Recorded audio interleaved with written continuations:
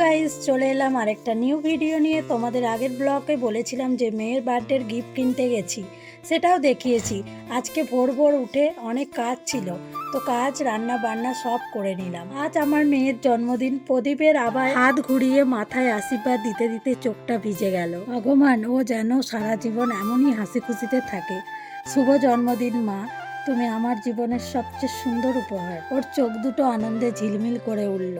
আজ ভোরবেলা থেকেই মেয়ের জন্মদিনের জন্য রান্না করলাম।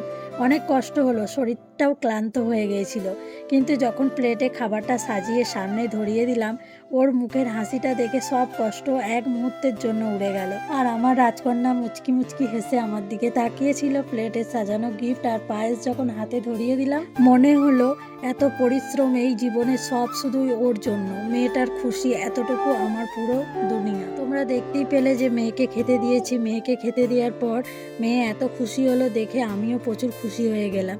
মেয়ে ততক্ষণ খেতে থাকুক, ততক্ষণ তোমাদেরকে আরেকটা কথা বলে দিই। মেয়ের বার্থডেতে বন্ধু বান্ধবী সবাইকে বলেছিলাম।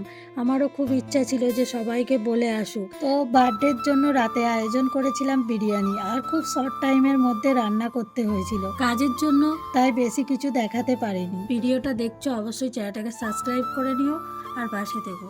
Tata, bye bye.